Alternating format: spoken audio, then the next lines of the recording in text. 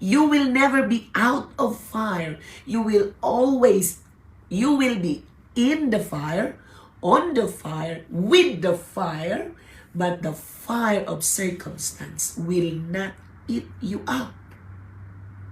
Because in the midst of that, Jesus is present.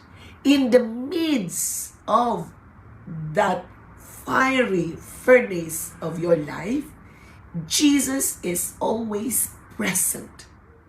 And the message...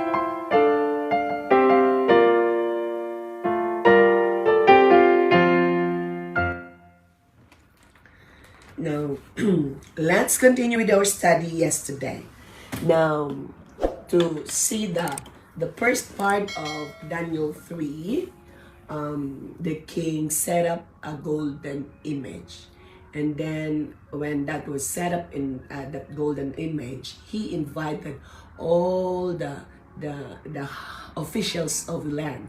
And it's not only in that land, but of course he asked all the people from the land that he is ruling. Okay? Now, when they came, suddenly there was a command that when they hear the word, the music, wow, I could imagine what kind of music that was there. And and when that music was played, it's a signal for the people to worship that golden image. But there was certain people at the time, there were certain people who did not worship. And that news was brought to the king, and of course the king was enraged. Who are these people that will go against my command? It's an insult for him. And so with that, he called this certain people. Okay? Hananiah, Mishael, Azariah. Because Daniel was not there.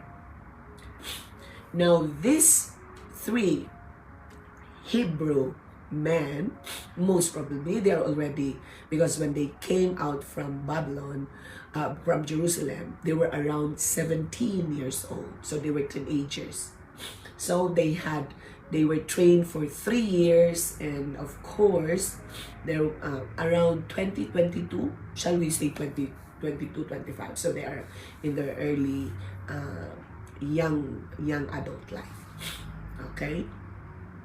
And so when they were summoned by God, by Nebuchadnezzar to come, there was a very great or a very strong conversation that took place. And this was the statement of these three Hebrew boys. Young man, start from verse 16. Shadrach, Meshach and Abed-nego replied to the king, "O Nebuchadnezzar, we don't need to give you an answer concerning this matter," because they were given the chance. Okay, they were given the chance. Okay. Now, if you will hear again the message, the music, you have to bow down. But these people said, we don't need to talk about that matter, because they have already decided what they need to do and what is, they have purpose in their heart what they will do. No need of discussion. No need of discussion, because King Nebuchadnezzar thought that they will change. No need of this discussion. The three Hebrew gentlemen said, verse 17, "If it be so, our God whom we serve is able to deliver." They know that their God could deliver them from the blazing furnace, and he will deliver us out of your hand, O king. Verse 18, "But even if he does not," see, put this in your, highlight this. God could deliver them. They believe that. But if the God whom they serve will not deliver them, what they said, "Let it be known to you, O king, that we are not going to serve your gods or worship the golden image that you have set up." Okay. So now we will proceed. What happened to them? Okay, what happened to them after that? Verses 19 until verse 30, we will go and enjoy. Then Nebuchadnezzar was filled with wrath, and his facial expression was altered toward Shadrach, Meshach, and Abed-nego. Wow. He was too furious, very angry, that the facial expression could not be described most probably. So he was too enraged. The respect, the love, the relationship that he had with these three Hebrew young men was changed now into anger. And so he answered by giving orders to heat the furnace 7 times, more than it was usually heated. He commanded certain valiant warriors who were in his army to tie Shadrach, Meshach, and Abed-nego in order to cast them into the furnace of blazing fire. Now put your shoes into that situation. Put your shoes. Try to be Shadrach, Meshach this time. Okay? So you can what is this one? How is this wrong then? So cast them into the blazing fire. Now the question that I have is that may tataas ka? Do you think you can still increase the fire when the heat comes already to the maximum? Do you think you can add more? Sometimes when you are angry, you can ask for some extraordinary thing because to feed your anger. And so he said, put 7 times more. Okay? Put 7 times more. Put 7 times more than the usual temperature. Just for a while. Okay. And so 7 times hotter. And they have to tie them up. Then these men were tied up in their trousers, their coats, their caps, and their other clothes. Imagine this, huh? Verse 21. Then these men were tied up in their trousers, their coats, their caps, and their clothes, and were cast into the midst of the furnace of blazing fire. 22. For this reason, because the king's command was urgent and the furnace had been made extremely hot. Extremely hot. The flame of the fire slew those men who carried up Shadrach, Meshach, and Abed-nego. But these 3 men, Shadrach, Meshach, and Abed-nego, fell into the midst of the furnace of blazing fire, still tied up. Now take this picture. The fire was heated 7 times. They were tied up. They could not do anything. And then they were thrown into the blazing fire. Blazing furnace. In the midst of the blazing furnace. Now the people who actually throw them were the ones who died. What is the message that comes to you today? What is the message that comes to you today? They stood up for God. The circumstance was increased, and they were placed into that furnace. If you are in this picture,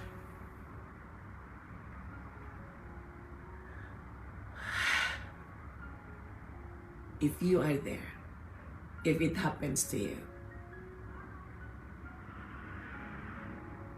put your shoes on their shoes. Now the story is telling me that my God is all power. That's the only thing I have seen here. Now, the people who throw them, actually, the people that throw them actually died. But Shadrach, Meshach, and Abed-nego fell into the midst of the furnace of blazing fire, still tied up.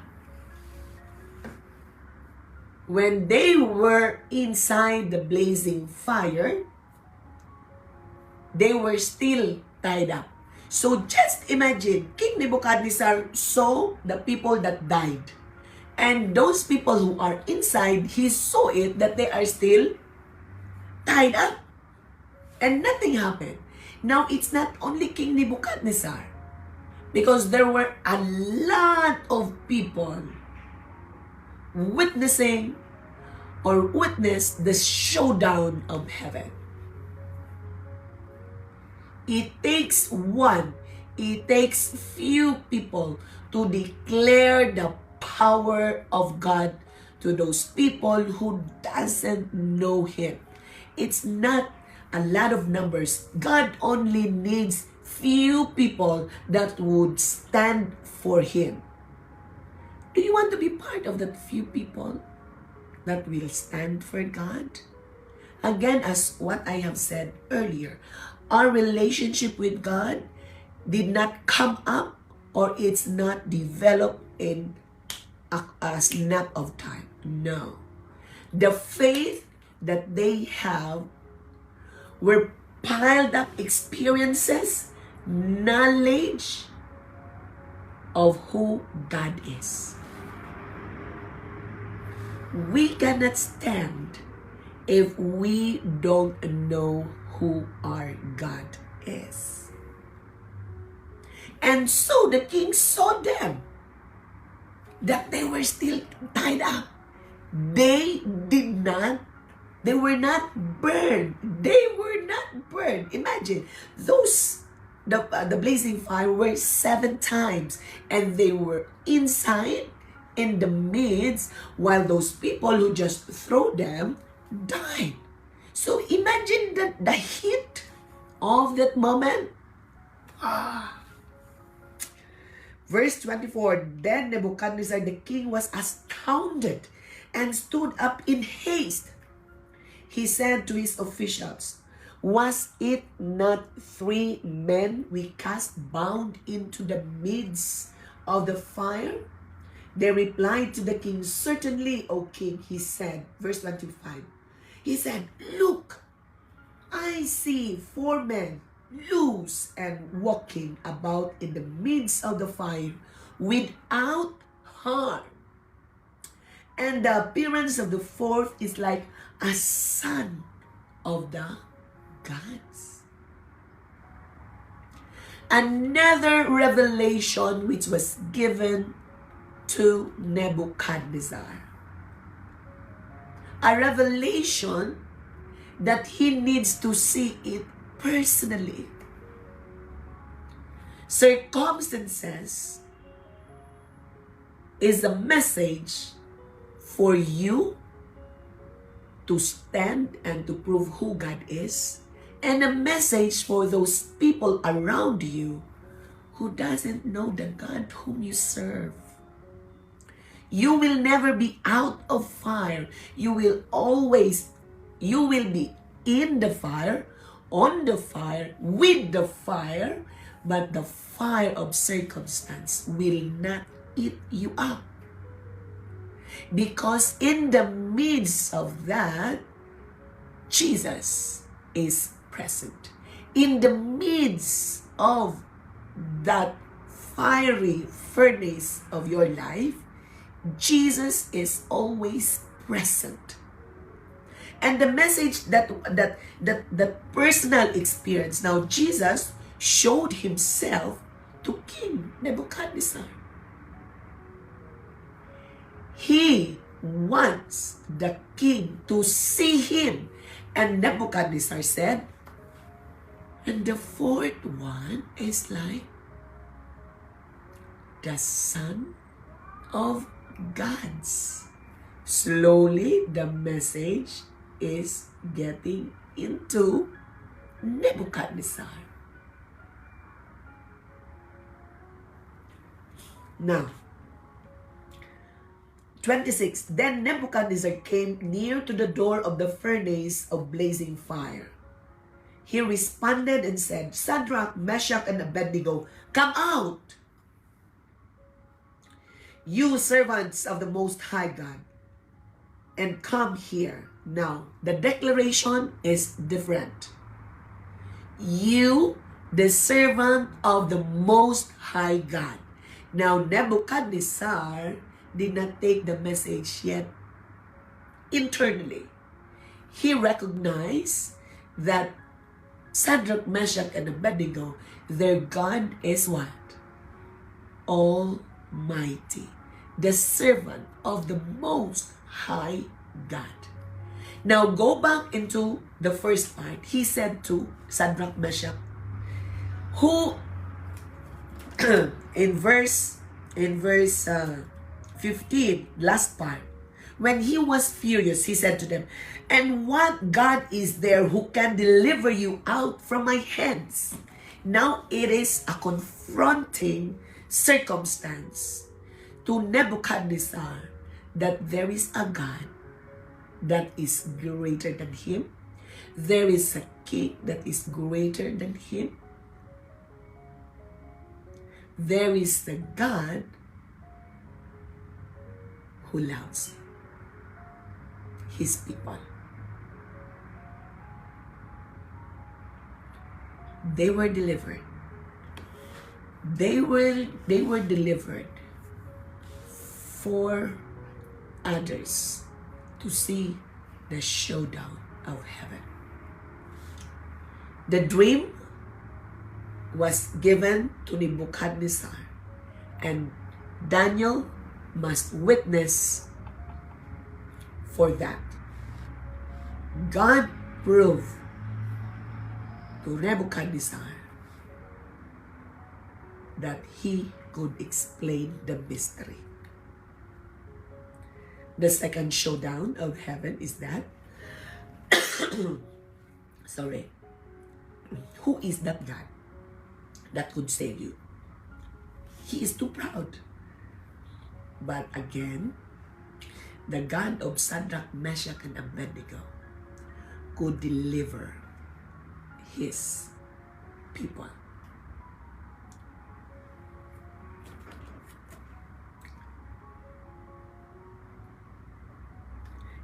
Then Shadrach, Meshach, and Abed-nego came out of the midst of the fire. 27. The satraps, the prefects, the governors, and the king's high officials gathered around and saw in regard to these men that the fire had no effect on the bodies of these men, nor was the hair of their head singed, nor were their trousers damaged, nor had the smell of fire came upon them. When you are the daughter of and the son of God. You will be covered. You will be protected. You will be delivered. The fire did not affect these three young men. And everyone that was present on that moment saw the showdown of heaven. Do you want to be the agent of God? To carry and be part of God's showdown? It's not easy because it calls for a decision that you will die and live for God.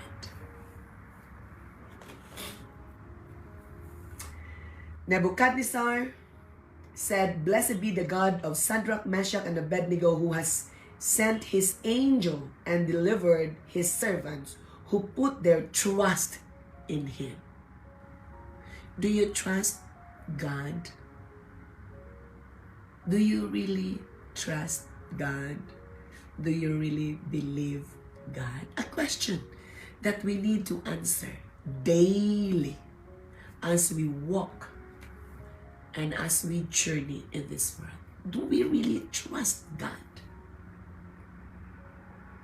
Do you really trust Him? Do you really believe that He will deliver you? Do you really believe that He will take care of you? Nebuchadnezzar responded and said, "Blessed be the God of Shadrach, Meshach, and Abed-nego, who has sent his angel and delivered his servants, who put their trust in him, violating the king's command, and yielded up their bodies so as not to serve or worship any God except their own God." Highlight that in your Bible. Highlight that in your Bible. That they were willing to violate the command of the king than to violate the command of God. There's no such thing as compromise here. There's no such thing as compromise here. Verse 29, "Therefore I make a decree that any people, nation, or tongue that speaks anything offensive against the God of Shadrach, Meshach, and Abed-nego shall be torn limb from limb, and their houses reduced to a rubbish heap, inasmuch as there is no other God who is able to deliver in this way." Then the king caused Shadrach, Meshach, and Abed-nego to prosper in the province of Babylon.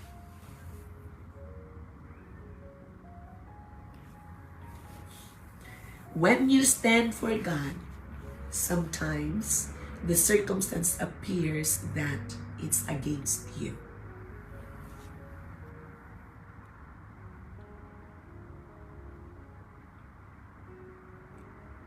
When you stand for God, often you will feel that you are not favored.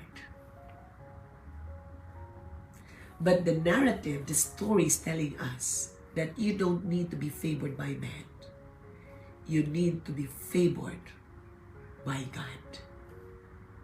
Because when God favors you, men will favor you too.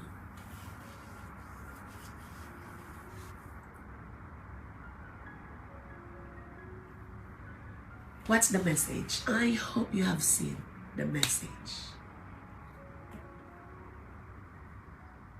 Circumstances, the story is telling us that the God of Shadrach, Meshach, and Abed-nego was challenged.